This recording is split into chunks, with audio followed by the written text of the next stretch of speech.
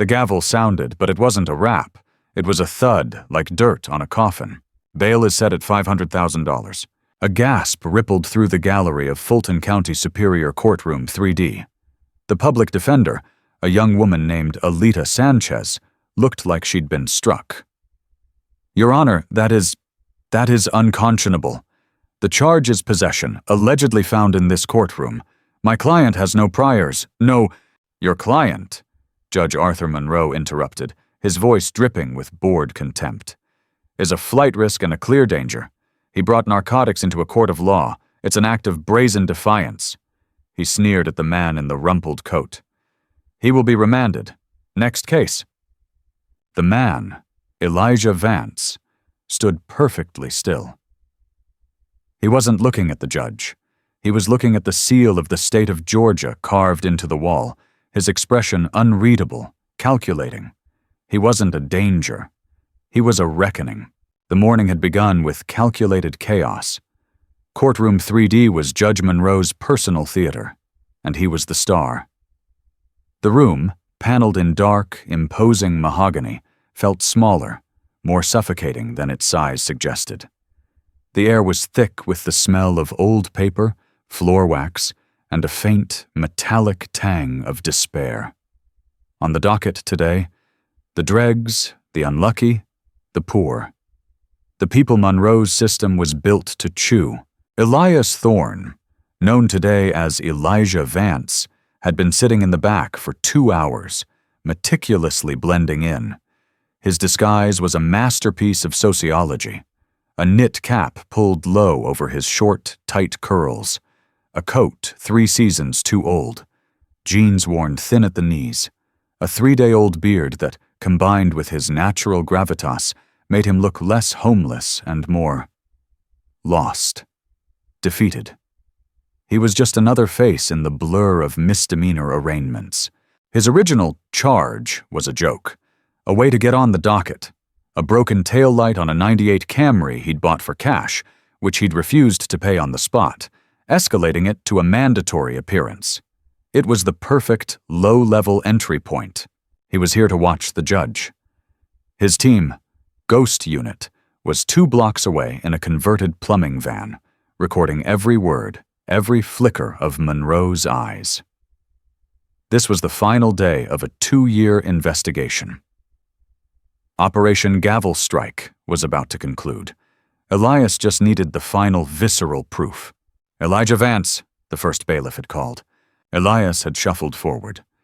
He stood before the bench, keeping his eyes respectfully lowered. "Broken taillight, failure to pay," Monroe had mumbled, scanning the sheet. He looked up, his pale blue eyes landing on Elias. And in that moment, the entire investigation shifted. Monroe hated him on sight. It was something Elias had seen his whole life.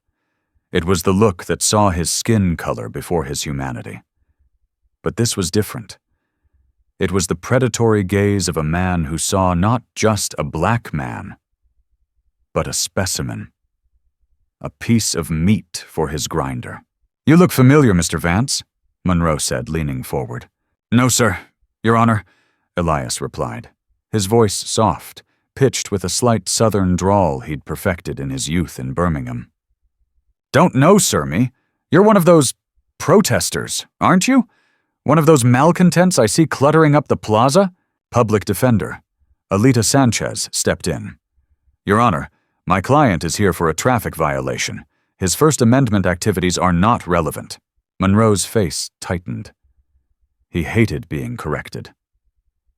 "They are relevant if they show a pattern of disrespect for the law, a pattern I am seeing right now." He tapped his pen. "I'm dismissing the traffic ticket." Sanchez brightened. "Thank you, Your Honor. But I'm charging you with contempt of court. The whiplash was staggering." "What?" Sanchez balked. "He's looking at me with insolence. His posture is disrespectful. He's mocking this institution." Monroe smiled, a thin reptilian gesture. "I sentence you to 48 hours, Fulton County Jail. Deputy Riggs, take him." This was the moment. The squeeze. The moment Elias had been waiting for. This was the modus operandi his informants had described. The escalation of nothing into something to feed the bail and bond machine Monroe ran with his cronies. Deputy Riggs, a thick-set man whose uniform seemed 2 sizes too tight, moved in. Riggs was Monroe's right hand, the muscle of the operation. "Hands behind your back," Riggs grunted. As Elias turned, placing his hands behind him, Riggs's right hand, which had been holding a radio, moved with practiced speed. It dipped into his own pocket, and then, in the same motion, brushed against Elias's coat. "Whoa, what's this?" Riggs said, his voice a theatrical boom. He stepped back, holding a small plastic baggie containing a cluster of white pills. The courtroom went dead silent. Riggs looked at Monroe, a perfect pantomime of shock. "Judge, he dropped this. Right at my feet. Looks like narcotics." Alita Sanchez's face went white. "Your Honor, I object. That is an outrageous fabrication. I was watching the entire time. Deputy Riggs, are you accusing an officer of the court of perjury, Ms. Sanchez?" Monroe's voice was ice. "I saw it. I saw the defendant drop the bag. He tried to kick it under the table." "That's a lie!" Sanchez was shouting now, her professionalism cracking under the sheer, naked corruption of the act. "Another outburst and you'll be joining him in a cell!" Monroe snapped. He turned his full, venomous attention to Elias. "To bring this filth, this poison, into a house of justice, it's an abomination!" Elias Thorne, the sitting director of the Federal Bureau of Investigation, stood silent as he was framed for felony drug possession. He didn't just see the frame. He felt it. He felt the weight of his ancestors, of every man, black, white, or brown, who had been crushed by such a simple, brutal lie. He saw the faces of the other defendants in the galley. Not shock, but a tired, cynical resignation. They'd seen this movie before. They just hadn't seen it with these production values. This was what he'd come for. Not just the wire transfers, the encrypted texts, or the secret recordings of bagmen. He'd come for this. The human cost. The smell of the lie. "Given this new, much more serious charge," Monroe said, leaning back, the picture of judicial authority, "the previous contempt charge is vacated." He steepled his fingers, looking at Elias with a predator's satisfaction. "We will proceed with an immediate arraignment on the felony possession charge. Ms. Sanchez, you can have a moment with your client, though I doubt it will do much good." He then looked at the court reporter, a woman who wouldn't meet his eyes. Let the record show that the defendant, Elijah Vance, did knowingly and with malicious intent attempt to conceal a Schedule II narcotic in a court of law, which was witnessed by both Judge Arthur Monroe and Deputy Marcus Riggs. Elias finally looked up. He met the judge's gaze. Monroe expected fear. He expected begging. He expected rage. He got nothing. Just a calm, steady, assessing stare. A stare that didn't feel like it was coming from a malcontent in a dirty coat. It felt ancient. It felt cold. It unnerved Monroe for a split second before his arrogance reasserted itself. "Bail is set at $500,000, he boomed, sealing the frame. "Cash bond, remand him." Riggs grabbed Elias's arm, his fingers digging in with malicious force. "Let's go, boy. You're in my world now." As Elias was led out of the courtroom, he passed Alita Sanchez. She was pale, trembling with fury. "Don't say anything," she whispered fiercely. "Not a word. They're manufacturing this. We will fight this." Elias merely nodded, a flicker of something. Was it gratitude in his eyes? The heavy doors of courtroom 3D closed behind him, the sound echoing the finality of a trap snapping shut. The name Elias Thorne was not one given to weakness. It was forged in the red clay soil of Birmingham, Alabama, a city that was itself a crucible of fire and faith. His father, Dr. Julian Thorne, had been a contemporary of Dr. King, though less a preacher and more a legal scholar. Julian Thorne's study was Elias's sanctuary. It smelled of old leather, pipe tobacco, and the acidic sweetness of aging paper. The walls were lined not just with law books, but with philosophy, history, and poetry. Julian used to sit Elias on his knee, reading not from children's books, but from W.E.B. Du Bois, James Baldwin, and copies of his own legal briefs, dense with the language of constitutional defiance. "Justice, son," Julian would say, his voice a low rumble, "is not a building. It's not a man in a robe. It's a verb. It is something you do.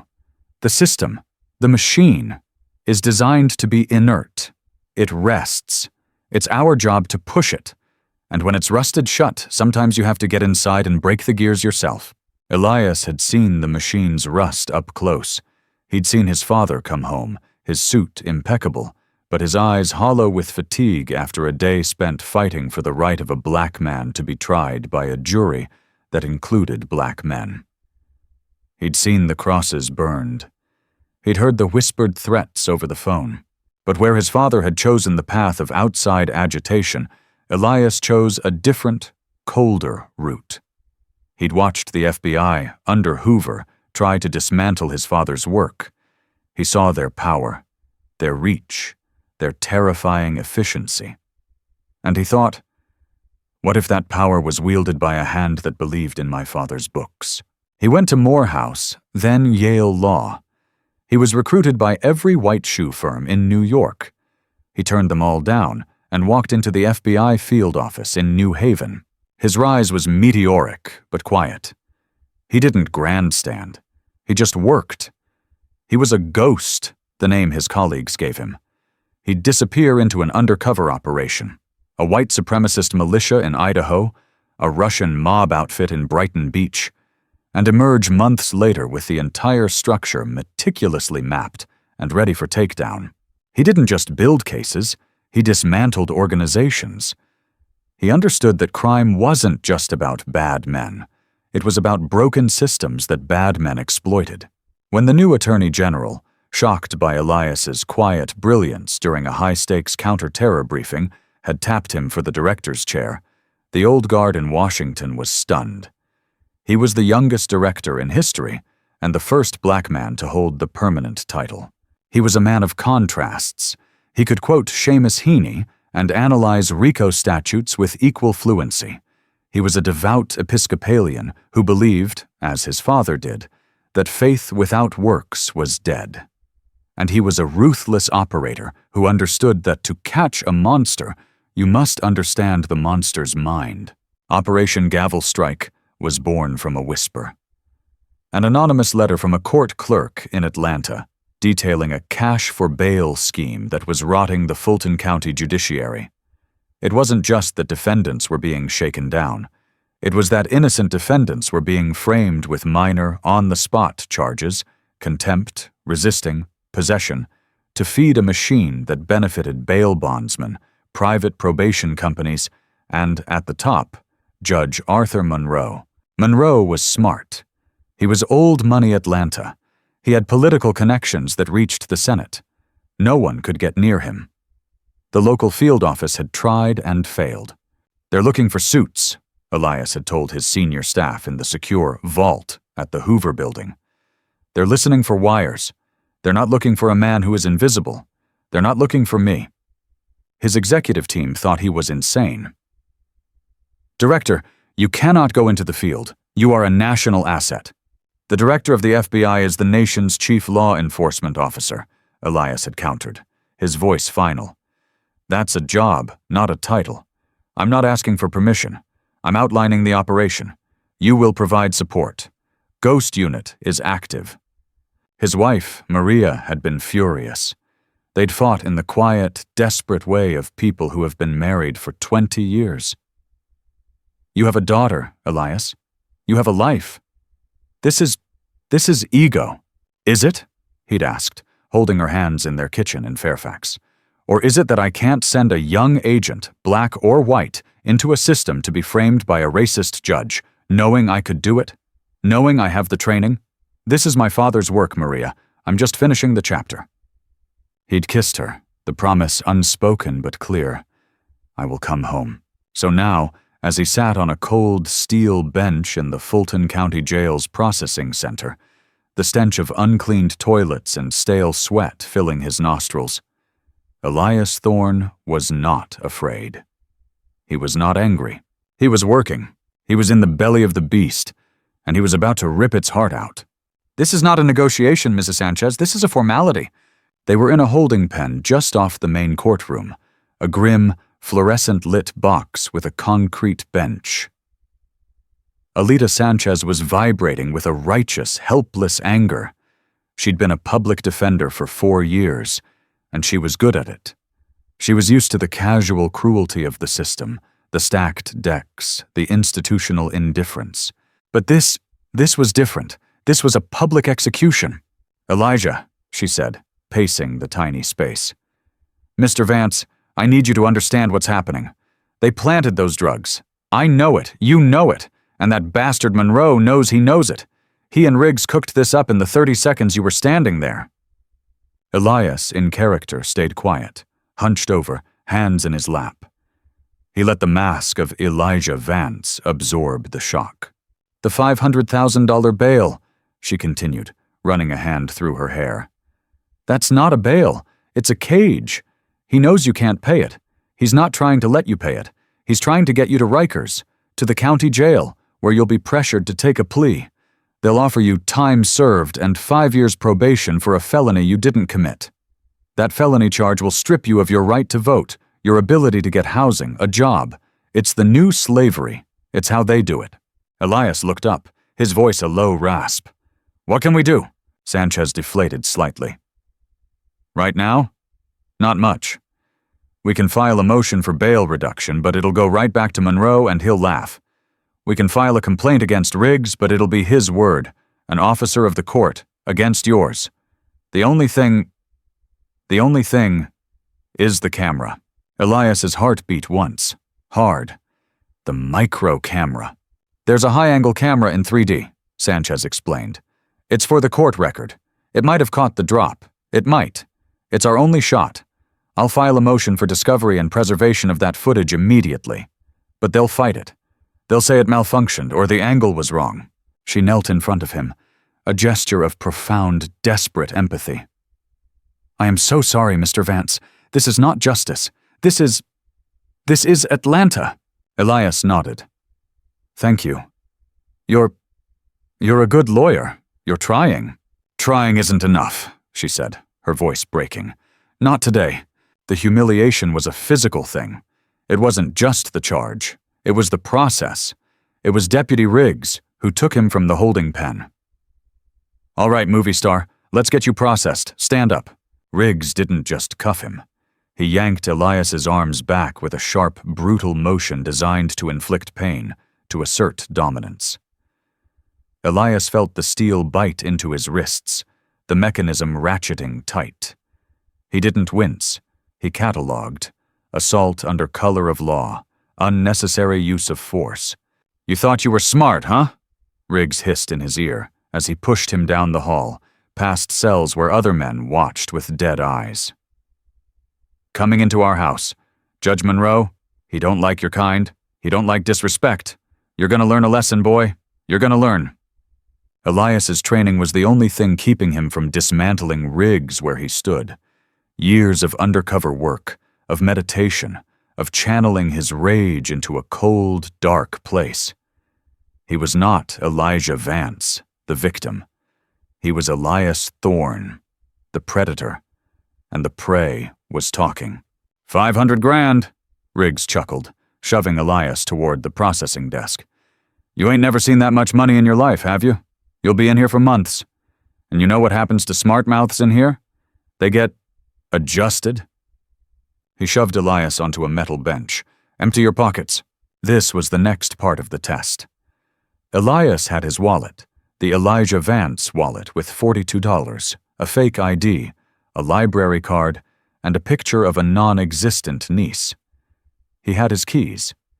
And on his lapel, disguised as a small, frayed thread on his worn coat, was the micro camera. He put the wallet and keys in the bin. "The coat," Riggs grunted. Elias paused. He had to protect the camera. He slipped the coat off slowly. "What's in the pocket?" Riggs snapped. "Nothing." Riggs grabbed the coat, a flash of irritation on his face. He was enjoying this, but he was also in a hurry. He plunged his hand into the pockets, first the right, then the left. He found nothing but a crumpled receipt from a gas station. He threw the coat onto the counter. Shoes, laces. Elias unlaced his boots. The humiliation was designed to be systemic, to strip you of your identity, piece by piece, your name, your clothes, your freedom of movement. It was a factory designed to produce broken men. He watched as his identity was placed in a plastic bin. The coat, with its priceless audio-visual recorder, was unceremoniously dumped in with the rest. "Stand against the wall for your picture." Elias stood. The flash was blinding. He didn't blink. "Now the prints." He was led to the ink and scan machine. A different officer, this one bored and chewing gum, grabbed his right hand. "Press down, roll left." Elias felt the cool glass of the scanner. In the FBI database, these prints were coded Director Alpha 1. They were flagged, firewalled, and triple encrypted. The second they hit the Atlanta PD's local server, they would be automatically routed to the FBI's main AFIS system. The officer running the check would get a no match, a local flag. It was part of his cover. But in Washington, at the Hoover Building, a silent alarm would be tripping on a very specific terminal. The terminal monitored by the head of the director's security detail. The clock was now officially, irrevocably ticking. "All right, Vance. Welcome to the Fulton County Hilton," Riggs said, returning. He seemed pleased. "Got a nice cell for you, right next to the toilets. You'll like the view." He shoved Elias toward a steel door. "Get in, and get used to it." The door slammed shut with a sound of utter finality. The lock, a heavy electronic thunk, echoed in the small space. Elias was in the system, and the system was now his. The holding cell was a box of cold misery, 12 feet by 8, a concrete bench, a steel toilet sink combo, and a single, buzzing fluorescent light overhead that cast everything in a sickly, greenish-yellow pall. The smell was overwhelming. Bleach, stale urine, fear, and something metallic he couldn't place. Elias sat on the bench. The mask of Elijah Vance was gone. There was no one to perform for. He closed his eyes, and the world of the cell disappeared. He was in his mind palace, the memory and meditation technique he'd honed over decades. He was organizing the data. 1. The visceral proof. Monroe's open, undisguised bias. The insolence charge. The contempt. 2. The conspiracy. The clear, non-verbal communication between Monroe and Riggs. A slight tap of the judge's pen to his desk before Riggs found the drugs. It was a go signal. 3. The execution. Riggs's practiced sleight-of-hand move. The planting of the evidence. 4. The institutional corruption. The court reporter who looked away. The other bailiff who stood by, passive. The immediate, punitive $500,000 bail. It was a perfect, self-contained, airtight case of 18 U.S. Code, paragraph 242, deprivation of rights under color of law. That, on top of the 2 years of financial data his team had amassed, the wire fraud, the racketeering, the conspiracy. This was the capstone, the single, undeniable act that would horrify a jury. But his mind palace couldn't block out the cold. It leached through his thin shirt from the concrete bench. It was a damp, pervasive cold that got into your bones. This, he thought, was the real weapon of the place. Not the violence, but the exhaustion. The slow drain of your will to fight. He thought of the men who had sat on this bench before him. Men who didn't have a tactical unit 2 blocks away. Men who didn't have a Yale law degree. Men for whom this room was the end of the line. His father's voice echoed in his memory. Sometimes you have to get inside and break the gears yourself. A key scraped in the lock. A new officer, one Elias hadn't seen, opened the door. "Vance, you got a visitor." Elias frowned. This wasn't part of the plan. A visitor? Sanchez? He was led, cuffed again, into a small visitation booth. He sat on the stool and looked through the scratched plexiglass. He froze. It wasn't Alita Sanchez. It was Judge Arthur Monroe. Monroe wasn't in his robes. He was in a crisp button-down shirt, his tie loosened. He picked up the receiver on his side of the glass, a look of profound, almost paternal disappointment on his face.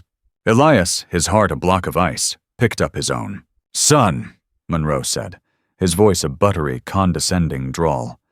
"You have found yourself in a world of trouble." Elias said nothing. This was a deviation, a dangerous one. I came down here because I saw something in your eyes," Monroe continued. "You're not like the others. You're not a thug. You look lost. And I believe in redemption. I'm a Christian man, Mr. Vance." Elias watched him. The judge's eyes were alive, twinkling with a sick, self-satisfied light. He was enjoying this. The power. The complete, total subjugation. "That public defender you have, she's a firebrand. She's filing motions. She's talking about cameras, about preservation." Monroe leaned closer, his voice dropping. "She's going to make things worse for you. She's going to make me angry, and when I'm angry, I am not a forgiving man." He smiled. "But you can fix this, right now. That bag of pills? It was a mistake, a moment of weakness. You tell me you're ready to plead guilty. You tell me you're ready to throw yourself on the mercy of the court. My mercy. And this can all be simplified." This was it. The other side of the scheme. The plea mill. What would that mean?" Elias asked, his voice cracking perfectly. "It means," Monroe said, "that I would be inclined to sentence you to time served. And a fine, a significant one, and 5 years of probation. You'd be out today, a free man." A free man, Elias thought, shackled by the system for the rest of his life. A felon. "Or," Monroe continued, his tone hardening, "you can listen to Ms. Sanchez. You can fight. You can accuse my bailiff, and you will sit in this jail for 6 months before you even get a trial date. And at that trial, you will be found guilty. And I will sentence you to the maximum. 10 years. Do you understand me? 10 years for those pills and for the disrespect." This was the offer. This was the moment that had damned hundreds of others. I need to think," Elias whispered. Monroe's face darkened. He wasn't used to being told no in any form. "Think? You have nothing to think with, son. You're in a cage, my cage. You have until the end of the day. You tell that officer you want to change your plea. Or you can start counting the days." Monroe stood up. "Don't be a fool. Pride is a sin, Mr. Vance, and it will be your undoing." He hung up the phone and walked away, not looking back. Elias sat there, the receiver still pressed to his ear. The judge hadn't just framed him. He hadn't just set an impossible bail. He had come down to the holding cell, ex parte, with no lawyer present, to intimidate a defendant into waiving his right to a trial. He had just handed Elias Thorne his entire career on a silver platter. Elias slowly, deliberately, placed the receiver back on the hook. He looked at the small pinhole camera in the corner of the visitation booth. It, too, was feeding his team. "Got you," Elias whispered to the empty glass. "You arrogant, stupid, got you." 2 blocks from the courthouse, in a nondescript parking garage, was a white Ford Transit van. To any observer, it was a plumber's van, complete with pipe racks on the roof and a 24-hour service logo on the side. Inside, it was a different world. This was the Ghost Mobile Command Center. It was a $3 million piece of rolling surveillance, packed wall-to-wall with monitors, encrypted comms, and signals intelligence gear. The air inside was cold and hummed with the sound of high-powered electronics. At the main console sat Special Agent in Charge Sarah Jensen. Sarah was Elias's protégé. He'd found her in the Data Crimes Division, a brilliant, ferocious analyst who saw patterns no one else did. He'd pulled her into the field, and she'd taken to it like a fish to water. She was the only one on his senior team who hadn't tried to talk him out of this. She understood why he had to go himself. She was currently watching 3 monitors at once. Monitor 1. A high-angle, slightly grainy feed from the lapel cam, now sitting in an evidence bin. It was still transmitting. She had crystal-clear audio of Elias's processing. She'd heard Riggs's every threat. Her jaw was a knot of white-hot fury. Monitor 2. The AFIS, Automated Fingerprint Identification System Terminal. As predicted, Elias's prints had hit the server. A red flag popped up. Director Alpha 1. Profile locked. No match redirect initiated. Beneath it, a 30-minute timer began to count down. That was the window. Monitor 3. A live feed from the visitation booth camera. She'd just watched and recorded Judge Monroe's entire illegal career-ending monologue. "Son of a bitch," whispered Alex Tripp Kincaid, the team's tech lead, his fingers flying across a keyboard. "That's 18 U.S. Code 241, conspiracy against rights, and 242, deprivation of rights. He just gift-wrapped his own indictment." "He's arrogant," Sarah said, her voice tight. "He thinks Elijah Vance is just another cog. He doesn't know he's talking to the machine itself." She turned to the 2 other members of the team, tactical operators suited up in civilian clothes. "He's got it. He has the final piece, the in-person threat. It's done." She put her finger to her earpiece, opening a direct, encrypted channel to the Attorney General of the United States. "Patriot, this is Ghost Actual. Gavel strike is green. I say again, gavel strike is green. We have definitive, actionable evidence, requesting formal execution of all sealed warrants, effective immediately." The reply was instantaneous. "Ghost Actual, Patriot copies. Warrants are hot. Go, go, go." Sarah stood up, pulling on a black tactical vest, the letters FBI emblazoned in white on the back. Her team did the same. The van's side door slid open. "Tripp, you stay here. Lock down the courthouse servers. I want every piece of footage from every camera, especially 3D. I want Monroe's and Riggs's financials frozen as of now. I want the warrants pushed to the U.S. Marshal's local office now." "Done," Tripp said, not looking up. Sarah racked the slide on her Glock 19, the sound a sharp metallic schlick in the concrete garage. "Ghost team, listen up," she said, her voice pure, cold steel. "Our primary objective is the extraction of Director Thorne. Secondary is the apprehension of Judge Arthur Monroe and Deputy Marcus Riggs. This is a federal courthouse. We will have U.S. Marshals as backup, but we are the tip of the spear. We go in fast, we go in quiet. We execute." She looked at her team, their faces hard. "The director put himself in the fire to get this. We do not fail him. Let's go." 12 agents, who had been staged in other undercover vehicles, a food truck, a news van, converged, moving with silent, practiced purpose toward the side entrance of the Fulton County Superior Court. They were not serving a warrant. They were conducting a decapitation strike. The cell door clanged open again. It was the bored officer with the chewing gum. "Vance, back to court. Seems your lawyer filed an emergency motion. Judge wants to see you. Now." Elias stood. This was it. The pivot. He was cuffed again. But this time he wasn't being shoved by Riggs. This officer was just doing his job. The walk back to the courtroom was different. It was no longer a walk of humiliation. It was a walk to a battlefield of his own choosing. As he was led down the hall, he saw Alita Sanchez waiting by the courtroom doors. She looked exhausted, but her eyes were still burning. "Mr. Vance," she said, falling into step beside him, "I filed an emergency motion to preserve the video evidence from the courtroom.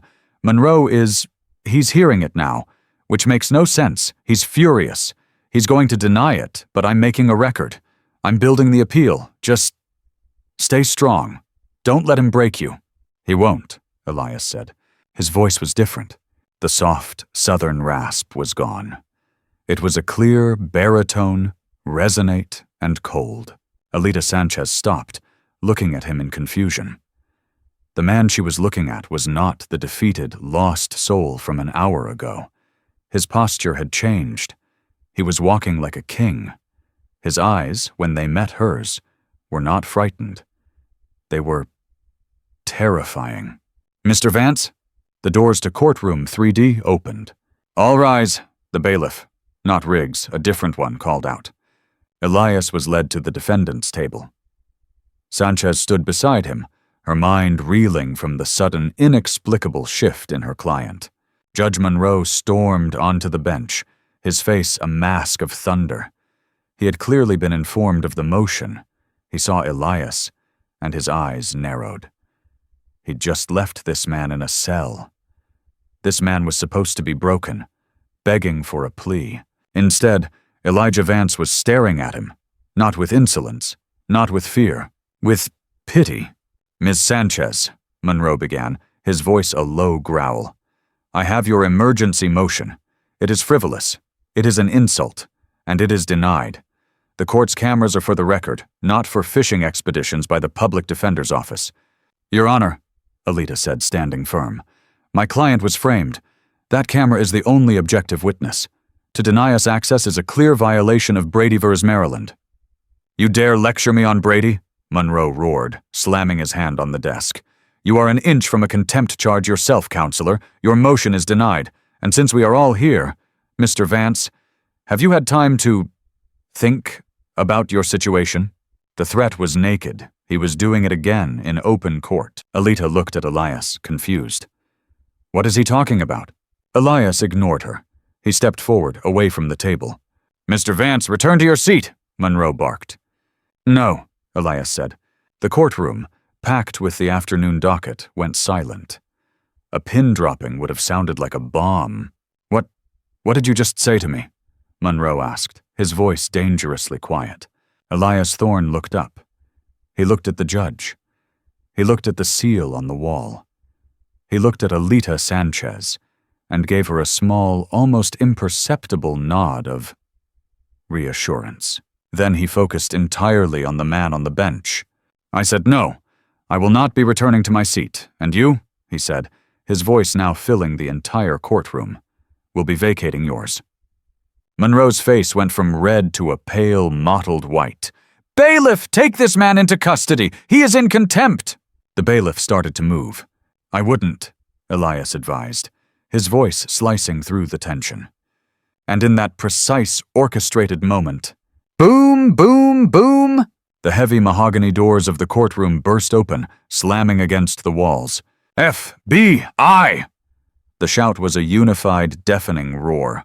"Nobody move!" The courtroom screamed. 12 agents in full tactical vests streamed in, forming a perimeter. They moved with a terrifying, fluid grace. They didn't point weapons at the civilians, but at the uniformed officers. "Hands! Show me hands!" Sarah Jensen, in the center, strode down the aisle. Her eyes were locked on Elias. Judge Monroe was on his feet, his mouth open, a strangled, incoherent noise coming out. I am a superior court judge. You have no authority here. This is an insurrection." Sarah didn't even look at him. She walked straight to the defendant's table, past a stunned Alita Sanchez. She stopped in front of Elias. The entire chaotic courtroom watched as this tactical-geared FBI agent looked at the disheveled man in the worn coat and said with profound, undisguised respect, "Director Thorne, we are secure." She reached into her vest and pulled out 2 things. A wallet, which she opened to flash the gleaming gold shield of the director of the FBI, and Elias's own Sig Sauer P226, which she handed to him, grip first. Elias took the badge and slipped it into his pocket. He took the weapon and, in one smooth, practiced motion, holstered it at the small of his back. He turned to the bench. The power had not just shifted. It had evaporated and reformed, a thundercloud now centered on the man who had, an hour ago, looked like a vagrant. "Judge Arthur Monroe," Elias Thorne said, his voice resin-running with the full authority of the United States Department of Justice. "I am placing you under arrest." The world in courtroom 3D had fractured. The defendants in the gallery, who had been slumped in despair, were now on their feet, phones out, recording. The court reporter was staring, her hands frozen over her steno machine. Alita Sanchez's legs had given out. She'd sunk into her chair, her brain trying to reboot. "Arrest?" Judge Monroe stammered. He was gripping his gavel like a weapon. "Arrest me! This is a joke! This is an outrage! You... He pointed a shaking finger at Elias. "You are Elijah Vance.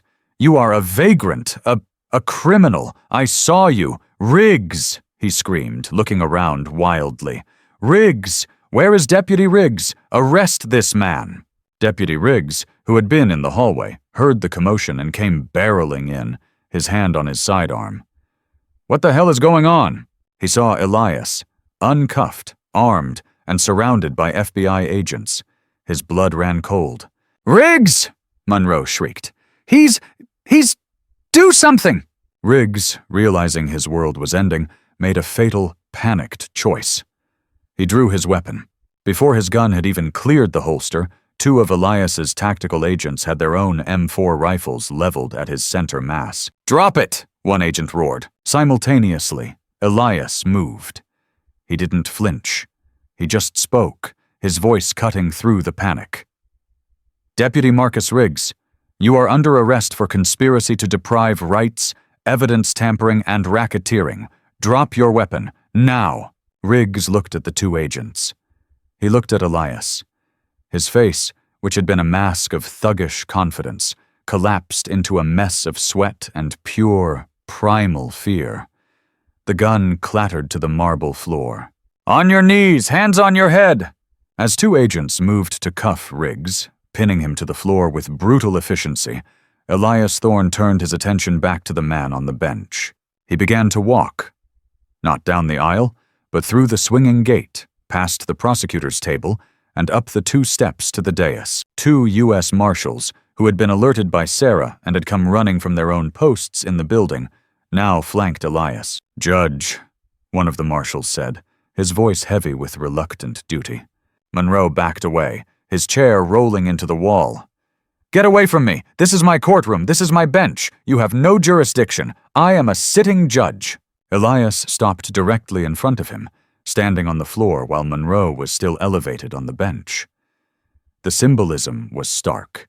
"You are a sitting judge in the state of Georgia," Elias said, his voice calm, conversational, but loud enough for the entire room to hear.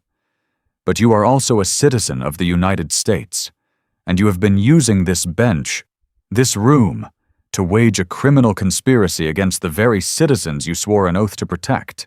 "Conspiracy? That's insane!" Monroe sputtered. "Is it?" Elias countered. "Is it as insane as charging a man for a broken taillight with contempt of court? Is it as insane as having your bailiff plant narcotics on his person in open court?" Monroe's face went slack. "Is it as insane," Elias continued, "as setting a $500,000 bond on that fabricated charge? Or is it, perhaps, as insane as going down to the holding cells, ex parte, to threaten that same defendant into waiving his constitutional right to a trial?" The judge stopped breathing. He knew about the visitation. "You didn't just frame Elijah Vance, a man you thought was nothing," Elias said, taking one more step up, so they were nearly eye to eye. "You framed Elias Thorne, director of the Federal Bureau of Investigation." He let the title hang in the air. He didn't need to shout it. The quiet, factual statement was more devastating than any explosion. "This," Elias said, gesturing to the agents, the chaos, "is not an insurrection. This is an indictment. This is Operation Gavel Strike." He turned to Sarah Jensen. "Agent Jensen, read the warrant." Sarah stepped forward, a document in her hand. "Arthur Leopold Monroe, pursuant to Federal Warrant 7-149B, sealed and signed by Judge Eleanor Vance of the 11th Circuit Court of Appeals. You are hereby under arrest for 18 counts of racketeer-influenced and corrupt organizations, RICO, conspiracy, 32 counts of wire fraud, 12 counts of honest services fraud, and 22 counts of conspiracy against rights." Elias looked at the judge. The video from this courtroom? The one you denied, Ms. Sanchez? My team has it. The audio from your little chat in the holding cell? We have that too. We have your bank accounts in the Caymans. We have the bagman you used. We have the bondsman who paid you. We have everything. Monroe looked at the room, at the agents, at Riggs, who was being hauled to his feet, at the cell phones recording his ultimate, total humiliation. He had nowhere to run. Agent Jensen, Elias said, his voice devoid of all emotion. Cuff him. Your Honor, Sarah said, her voice dripping sarcasm as she and another agent moved behind the bench. Get your hands off me! Monroe shrieked, batting them away. It was no use. They grabbed his arms, yanked them behind his back with a professional, impersonal roughness, and zipped the plastic cuffs tight. The click of the cuffs was the loudest sound Elias had ever heard. Arthur Monroe, you have the right to remain silent, Elias said, reciting the Miranda warning himself as the judge was pulled from his own chair from behind his own bench. You have the right to an attorney. If you cannot afford one, I'm sure Ms. Sanchez and the public defender's office can recommend one. He looked at Alita Sanchez. She was staring at him, her mouth open, tears of shock? Vindicaten? Streaming down her face. Elias walked over to her. He knelt, just as she had knelt for him. Ms. Sanchez, he said softly, I apologize for the deception. But what you did today, the way you fought for Elijah Vance when you thought he had no one, that's the real justice. That's the work. He stood. My team will need a statement. You are, I believe, a material witness to multiple felonies. He then turned to the gallery. I am Director Elias Thorne. This court is now a federal crime scene.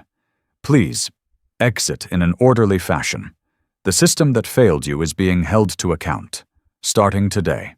The arrest of a sitting Superior Court judge, on his own bench, by the undercover director of the FBI, was not a quiet event. Within an hour, the Fulton County Courthouse was a media fortress. News helicopters from WSB-TV, CNN, Fox 5 swarmed overhead like vultures. The plaza that Monroe had so despised was now a sea of reporters, satellite trucks, and gawking citizens. The ripple Elias had intended was a tidal wave. Simultaneously, Operation Gavel Strike went wide.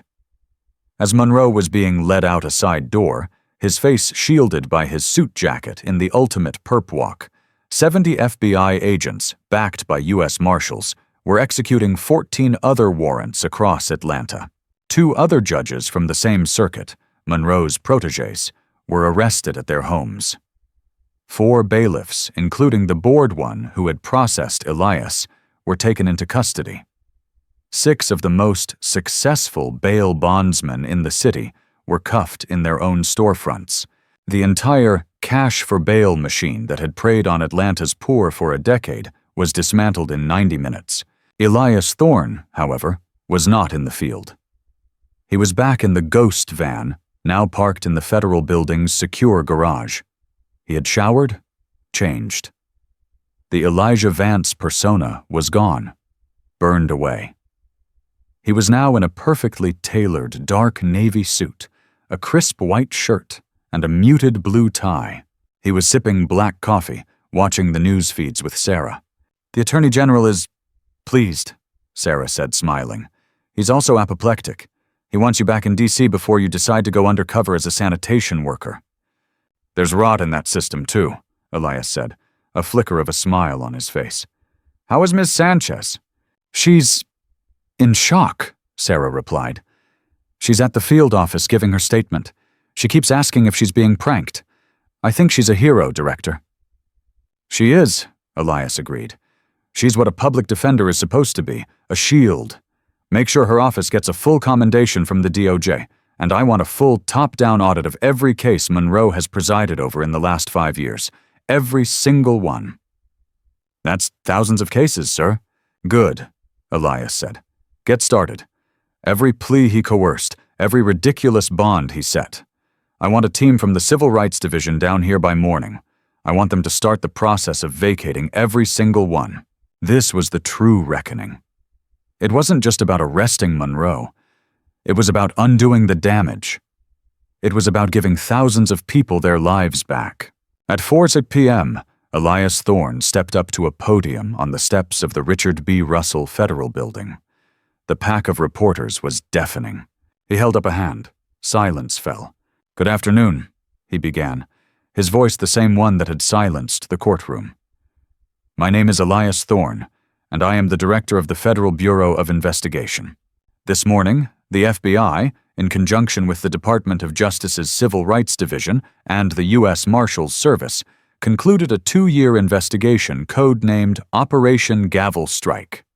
He laid it all out: the racketeering, the wire fraud, the systemic, coordinated conspiracy to frame, arrest, and extort American citizens using the color of law.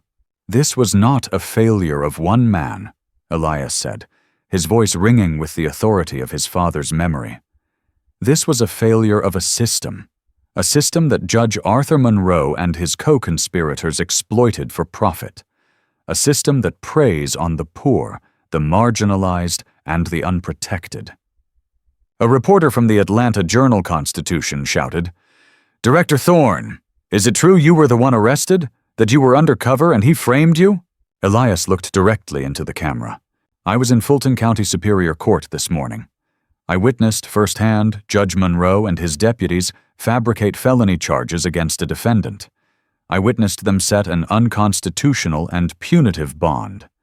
And I was the victim of an attempt by Judge Monroe to coerce a guilty plea in direct violation of the Sixth Amendment. He didn't say I was that defendant. He let the implication do the work. The story was already legend. This is not a victory," Elias concluded, his voice softening. "It is a tragedy. It is a tragedy that this was allowed to happen. But let me be clear to any public official, in this state or any other, who believes their power, their robe, or their badge puts them above the Constitution they swore to defend. We are watching. We will find you, and we will hold you accountable. The Department of Justice will not rest. I will not rest. We will not let the machine win. Thank you." He turned and walked back into the federal building, leaving a stunned, silent press corps in his wake. The impact was immediate and profound. Arthur Monroe, stripped of his judgeship and facing a mountain of evidence, had no choice. He tried to fight, but the audio from the holding cell, played in a pre-trial hearing, was so damning, so utterly corrupt, that his own lawyers advised him to plead. He pled guilty to all counts. The man who had sentenced thousands to jail was, himself, sentenced to 30 years in a federal penitentiary with no possibility of parole. Deputy Riggs, facing his own evidence, turned state's witness.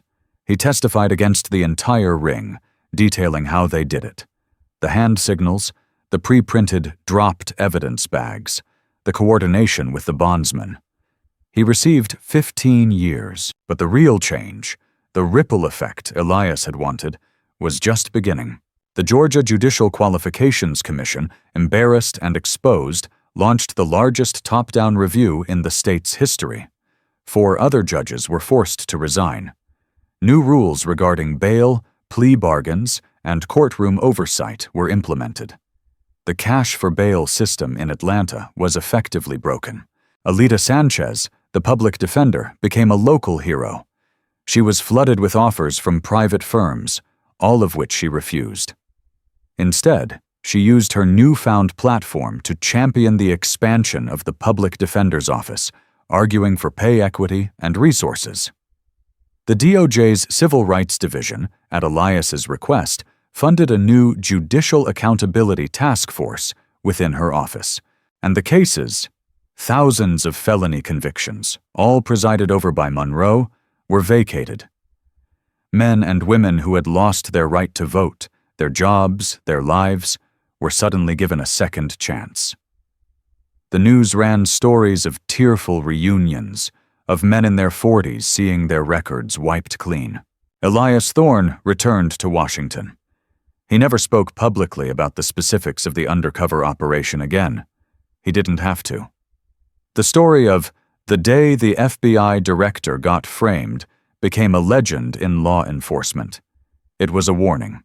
In Birmingham, Alabama, an old man sat in a study filled with the smell of leather and pipe tobacco. Dr. Julian Thorne read the New York Times story about his son and about the reforms in Georgia. He picked up the phone, his hand shaking slightly with age and pride. "Elias," he said when his son answered. "Dad," Elias replied, his voice warm. "Justice," Julian Thorne said, his voice thick with emotion. "It's a verb." "Yes, sir," Elias said. "It is." The story of Judge Monroe and Director Thorne is a reminder that the systems of power are only as strong as the corrupt men who run them, and only as vulnerable as the just men and women willing to challenge them. Monroe's fall sent a shockwave through the American judiciary, proving that no one is above the law. Elias Thorne continued his work, not as a man behind a desk, but as a ghost, a protector, forever pushing the machine, breaking the gears of injustice from the inside. What do you think? Was Director Thorne's extreme risk necessary, or was it a reckless gamble? Let us know your thoughts in the comments below. And if you believe in accountability, please like this video and subscribe for more true life-inspired stories of justice.